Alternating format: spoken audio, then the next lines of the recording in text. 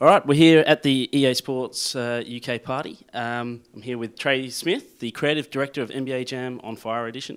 Now, in the presentation that you were talking about that we had before, you mentioned a lot that you had a lot of feedback from the previous game. And so just kind of interested, what were some of the best and what were some of the worst, and how did you incorporate them into the game? Well, I think the best was really just tag mode is one of those game mode things where I made the call early on last go around. Yeah. We're going to be true to the original. You can only control the player that you select, and that's what we're going to do. And one of the first things we did for this version on Fire Edition was pop tag mode in. And it's more difficult than just flipping a switch, but once we got it in and we played, it was one of those things where like, oh, that's so much better. It really is when you're playing with an AI teammate, being able to switch back and forth because you're engaged every single moment of play. And that was one of the features that immediately when fans were playing it, they're just like, I can't believe this doesn't have tag mode. Why doesn't it have tag mode? Like all of the things, tag mode, tag mode, tag mode. I was like, okay, tag mode. But yeah, fans were bang on with that. Some of the things that they wanted that we didn't want to, I don't know. I think every idea has merit. I think if anybody wants something, I think it's something that we have to at least look at and look into. I think a big piece of feedback that I'm excited that we listen to, and it's not just me, it's just the studio, is the fact that this is going to be a digital download on Xbox Live Arcade and PlayStation Network for €13 or for £10 or $15 in the States or 1,200 Microsoft points. I mean, price point is obviously a real sensitive thing with gamers. And, we were excited to be able to drop the remix stuff, the boss battles and all that stuff from the game, focus on the 2-on-2 experience, and then bring it out at that price. Hopefully it means, we get a lot more people to show up. Yeah, for sure. I mean, just explain a little bit more about the other new features and the new modes. I mean, you mentioned a career mode or like championship mode? Yeah, it's we've got an online co-op campaign mode. That was another feature that was asked. We're calling it Road Trip. That was a feature that people asked for. We had a co-op campaign mode, and it was more of like the roommate, little brother kind of thing, where you play with your friend on the couch, and you play through together. And then people are like, can I play online? I have a sister and so, and we play online co-op games all the time. Now you can, and you both get credit all the way through. The other thing, we've got a dynamic online tournament mode we're calling Arena. And, people wanted to play in tournaments. People really wanted to, play against the best in the world. And we've put together a game mode that's going to allow you to do that. Yeah, cool. So I noticed that there's a few new teams, the Euro teams, but also the political teams are pretty funny.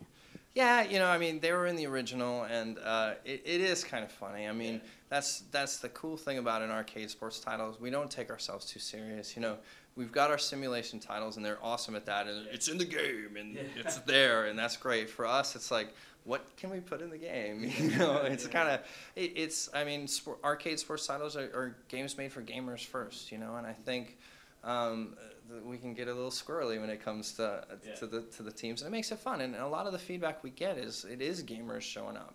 It is people that really, they're not fans of the NBA, or they're casual fans, or haven't liked, for a while, but they'll pick up Jam and they play Jam because I almost look at it like it's a 2v2 fighting game in a sense. It's strengths and weaknesses. It's super twitchy gameplay. It's trying to anticipate what your opponent's going to do and how your team matches up against your friends and that kind of thing. So, it's a game for gamers.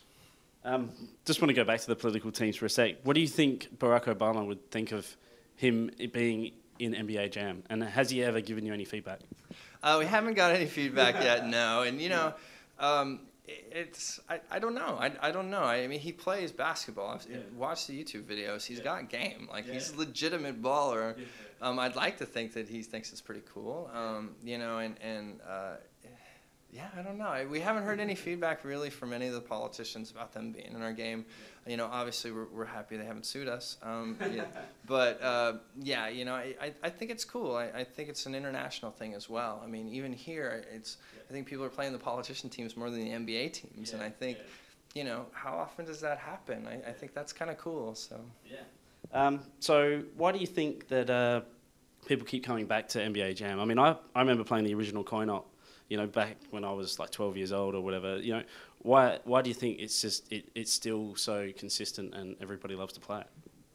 For me, a game, it's all about gameplay, you know, and it's just, it could look pretty, it could, you know, sound awesome, it could, you know, all those other things, but if it's not fun to play, if it's not engaging from the moment you pick up a controller, and then there's not layer upon layer of depth for you to discover the more and more you play, so you can develop more strategy, so you can feel like you're getting better.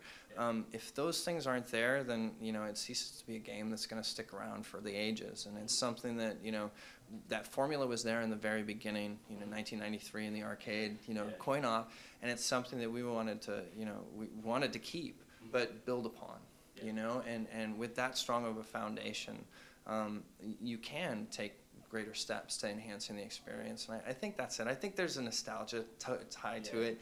Tim Kitzrow, you know, just hearing boom shakalaka and some of the lines and his things and his energy and enthusiasm, bringing him back again. It's not Jam without Tim Kitzrow, you know, for sure. I think he's part of it. It just takes you to your happy place. I think, you know, the art style that we came up with, you know, the visual style is, it's indicative of what they did in the original, but it's kind of brought into the modern day. The simplicity of the experience, where if somebody picks up a controller for the first time and sits down with somebody that's played it for days or ages, you still get a competitive game out of it. It's satisfying to do 14 somersaults and dunk after you catch on fire. It's satisfying to block, to steal, to shove, to avoid a shove. You know, I think it's just all those things kind of put together that keeps people coming back for Jam. Just talking about the different, like, you know, loads of somersaults just to, you know, do a dunk and everything. Where do some of these ideas come from? And is it a matter of sitting around a table and just throwing out all these crazy ideas? I mean, there must be some pretty funny things thrown out there. Yeah, you know, we're really blessed to have our animation director, Matt Dirksen. He's an incredibly talented animator. He's classically trained. You know, he was a really hardcore snowboarder as well. And I think he's a student of animation, I think, in fluidity and posing, and, you know, and we had we put a lot of time and effort into kind of really establishing the blueprint of what a dunk. But really, it just doesn't look cool, you know, and it's just massaging, and you throw it in there the first time, you're like, needs more cowbell, and you kind of spread the legs a little bit and posing and that kind of thing. But yeah, it's not by accident. It's a fine tuning and a craft of a very talented team across the board. I mean, everybody on this team, it's ringers. You know, it's like, this isn't our first rodeo. We're all on this team because we enjoy working with each other. We enjoy working on this game, and we want to put the best game out there for Jam fans. Yeah, sure. Just in terms of the current players in the NBA at the moment, have any of them grown up playing it, or do they get involved in the game? I mean, what happens there? We've had a handful of experiences.